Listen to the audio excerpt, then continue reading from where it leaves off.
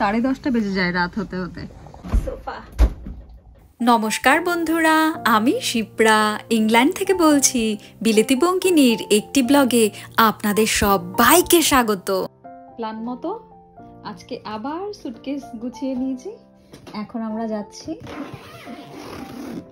Great ইয়ামাথ। যে জায়গাটা আমরা যাচ্ছি সেটা আমাদের বাড়ি থেকে 4.5 ঘন্টা ড্রাইভ। তো সেইখানটায় এখন চলেছি। গোছানো হয়ে গেছে, ঘরের অবস্থা একদমই বাজে। বাইরে বেরোলে যেরকম হয় সবার, আমাদেরও তাই। 4-5টা লাগেজ আমার বর নিয়ে চলে গেছে। সত্যি আমাদের 4খানা লাগেজ হয়েছে। আমরা 4 দিনের জন্য যাচ্ছি তাতেই।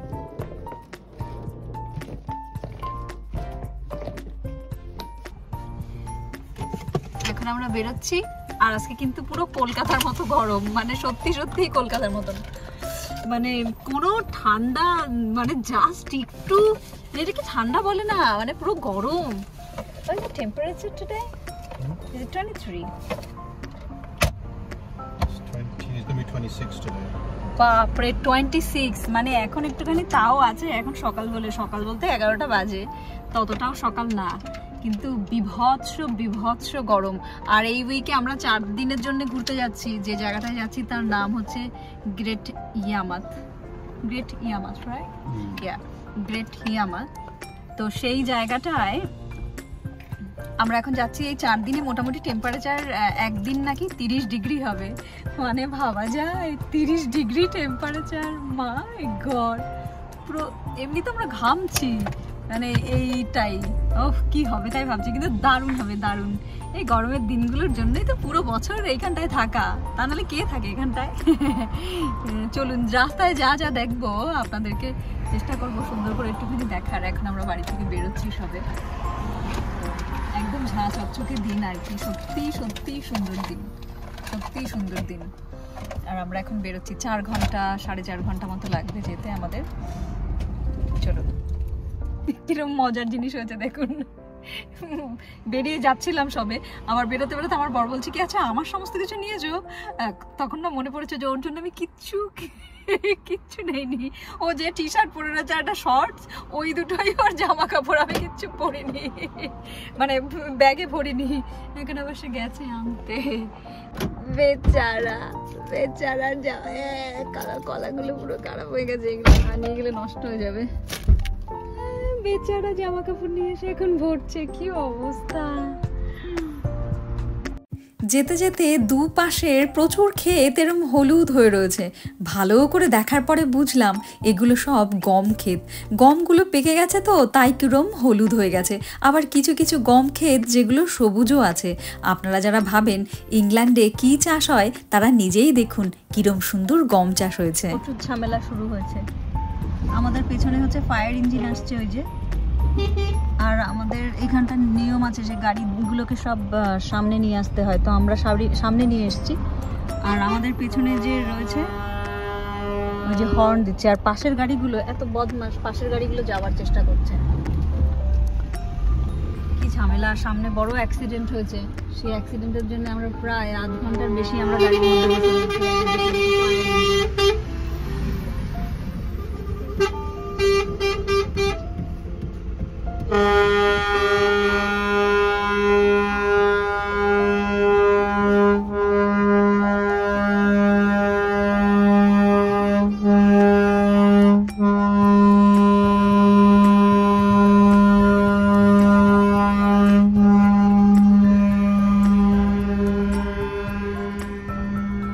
ফায়ারের গাড়ি আমাদের কিন্তু জঙ্গল,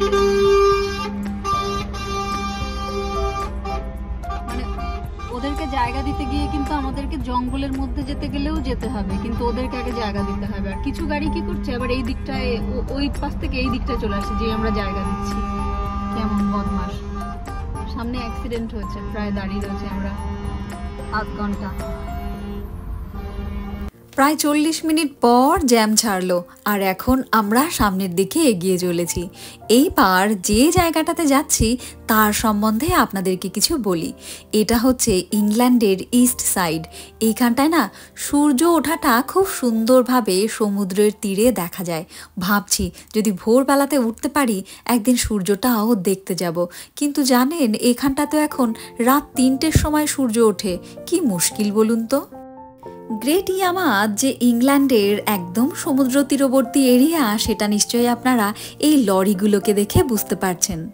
সমুদ্রপথে ব্যবসা বাণিজ্য ইংরেজদের রক্তে রক্তে মিশে আছে।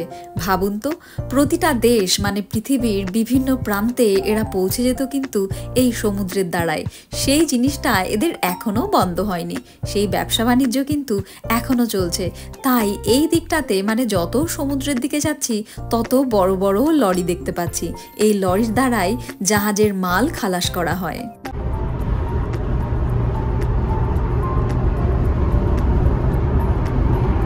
গাড়ি চালিয়ে চালিয়ে আমার বর ফেড আপ হয়ে গেছে, সত্যি তাই। মানে প্রথমে তো বলা হয়েছিল যে মানে গুগলে দেখাচ্ছিল যে 4 ঘন্টা 4.5 ঘন্টা মতো লাগবে, আর ওনা 1.5-2 ঘন্টা বেশি লেগে গেছে, 1.5 ঘন্টা বেশি লেগেছে। 1 ঘন্টা তো আমরা ওখানটাই সেই গাড়ি অ্যাক্সিডেন্ট হয়েছে বলে সেই রাস্তাতেই জ্যাম ছিল। আর অবশেষে এখন দেখাচ্ছে হলো 17 মিনিট। আর এই যে পুরো গ্রাউন্ড, ওগুলো কিন্তু সব চাষ হচ্ছে, গরু হরিণ, প্রচুর চাষবাস দেখছি। সব উইন্ড মিলগুলো এখানটায় আছে, আর আলু ক্ষেত, সর্ষে ক্ষেত, বাদাম ক্ষেত, আর গম তো পুরো একদম পুরো বোঝায়, গম পেকে পুরো হলুদ হয়ে আছে, সেরকম সব ক্ষেত খামারি দেখলাম। আর এখন আশা করি এবার 17 মিনিটে আর 16 মিনিট, তো এই 16 মিনিটে পৌঁছে যাব। আর এখানে কিন্তু প্রচুর ওই যে গরু,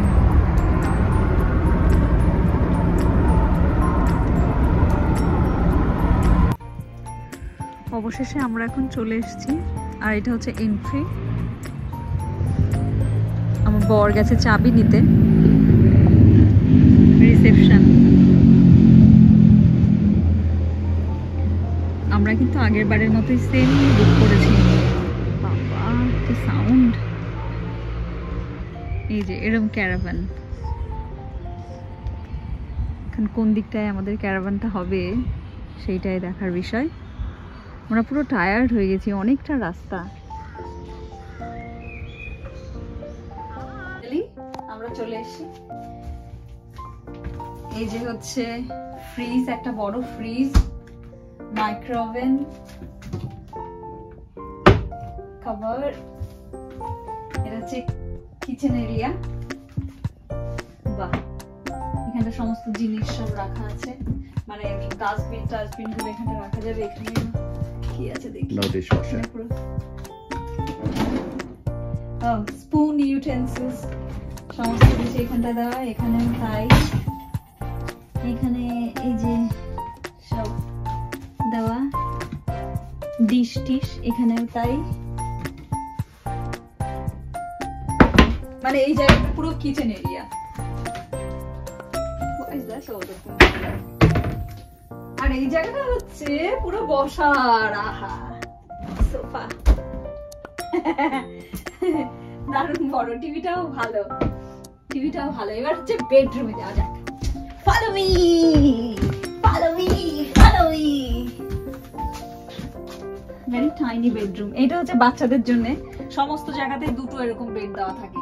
আগের যেটায় আমরা ছিলাম সেইটাতেও কিন্তু এরকমই ছিল, দুটো বেড। এটাতেও তাই, দুটো বেড দেওয়া। কিন্তু আগেরটাতে একটা যেটা জিনিস আরো বেশি ভালো ছিল সেটা একটু আলাদা। এটা এরকম একটা বেড দেওয়া রয়েছে। বেডের আগের যেটাই আমরা ছিলাম সেখানটায় এরকম এই জায়গাটা বরাবর কি ছিল, এই জায়গায় বরাবর একটা ওয়াশরুম ছিল, আর বাইরে আর একটা ওয়াশরুম ছিল। এটা কিন্তু সুইচ না, মানে একই সাথে ওয়াশরুমটা নেই।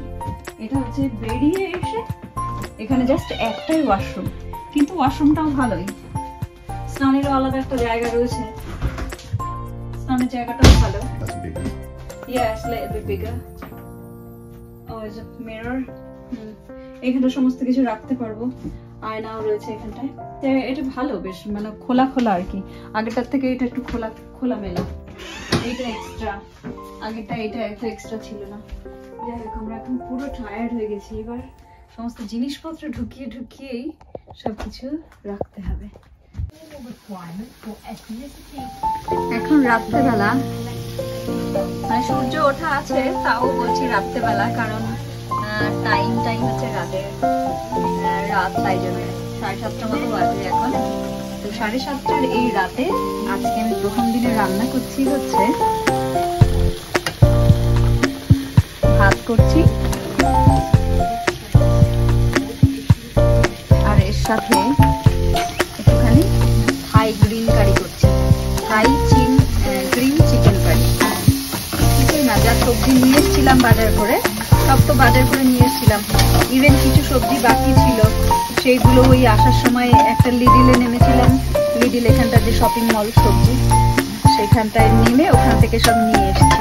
এই সমস্ত মশলা সবার আগে না, একটুখানি চিকেন, আমি গোটা একটা চিকেন নিয়ে এসেছি, ওখান থেকে কেটে একটুখানি চিকেন ফ্রাই করে নিয়েছি তেলে, তারপরে যা সবজি রেখেছিলাম সেই সবজিগুলো দিয়ে, এখনো যে থাই গ্রিন কারির পেস্টটাও নিয়ে এসেছিলাম, ওই পেস্টটা দিয়ে এখন একটুখানি কষিয়ে নিচ্ছি। কষিয়ে নিয়ে কিন্তু এর মধ্যে কোকোনাট মিল্কও রেডি রয়েছে আমার, কোকোনাট মিল্কটা ঢেলে দেবো, ব্যাস খানিকক্ষণ নাড়াচাড়া করলেই হয়ে যাবে। একদম সিম্পল রান্না, কিন্তু ভীষণ টেস্টি হয় গ্রিন কারিটা, থাই গ্রিন কারি। আপনারাও চাইলে একবার ট্রাই করতে পারেন থাই গ্রিন কারি। মানে আমি বাঙালি হয়েও যদি আমার ভালো লেগে থাকে, তাহলে আশা করছি আপনাদেরও ভালো লাগবে। তো এই আজকে আমাদের রান্না, এটাই। বাইরে কিন্তু এখনো দিন, কিছু করার নেই, এখানে তো এখন রাত হতে হতে এখন প্রচুর দেরি, 10:30 বেজে যায় রাত হতে হতে। বাইরে প্রচুর কেরামান এরকম।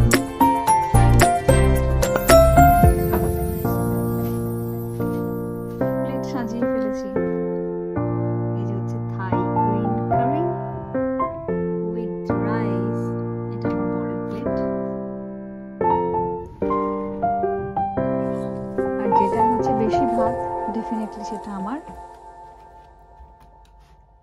এই হচ্ছে ভাত, আর সবজিও বেশি। এই হচ্ছে আমাদের রাতের ডিনার। আজকের ব্লগটা এখানে রাখি, তবে পরের ব্লগে আবার দেখা হয়ে যাবে। ততদিন ভালো থাকবেন, সুস্থ থাকবেন, টাটা, বাই বাই।